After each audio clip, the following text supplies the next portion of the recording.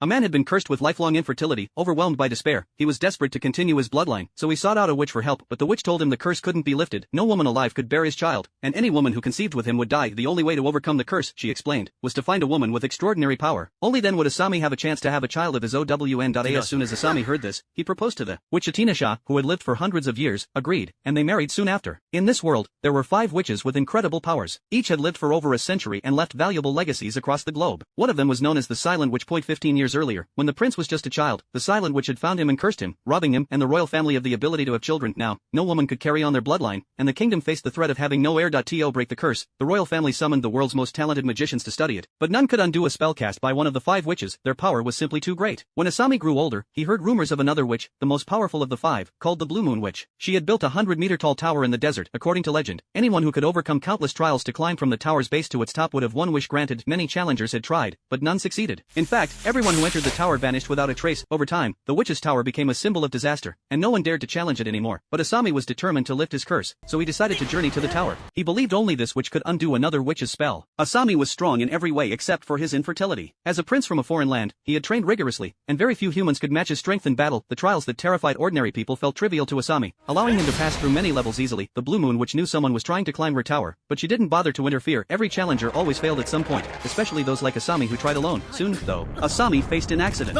After passing a trial with stone statues, a hidden magic circle activated, and the ground beneath him began to collapse. Asami was separated from his servant by a huge chasm. Unwilling to let his master risk his life to save him, the servant fell into the abyss. After losing his servant, Asami found the remaining challenges boring. Even so, he completed all the trials and reached the top of the tower, becoming the first human in centuries to do so. When the Blue Moon Witch appeared before him, Asami was shocked to see she looked like a lovely young girl. He had expected someone with white hair, having lived for hundreds of years, and assumed she must have used magic to change her appearance, but the witch told Asami this was her natural state. Her body had stopped developing at a certain point, and she had near eternal life, so she never aged like humans do. During their introduction, the witch Atinosha learned Asami was from nobility. That explained why he looked familiar. His grandfather had once succeeded in challenging the tower and visited her. Atinosha lived in the tower with only a servant, and they hadn't seen another human in years. Atinosha then revealed that Asami's servant hadn't died. In her trials, if a challenger was about to suffer fatal harm, the trial would be forcefully halted. The challenger's memory would be altered, and they would be randomly teleported to somewhere in the world. Asami was stunned. This Atinosha was nothing like the murderous witch from legends. She seemed kind. Then she asked Asami what wish he wanted granted after completing the trials. Asami finally shared his purpose, telling her everything about the curse the Silent Witch had placed on him. He had come hoping she could lift it, but after examining him, Atinosha discovered the curse was actually a blessing. It had enhanced Asami's physical state countless times over, making his life essence far stronger than that of ordinary humans. No regular woman could handle such a powerful bloodline, which was why none could conceive his child. It was a powerful blessing, not a curse, but that also meant it was an even harder bond to break. Atinosha couldn't solve the problem either. If Asami truly wanted a child, she told him, he would need to find a woman strong enough to handle his bloodline and bear his offspring.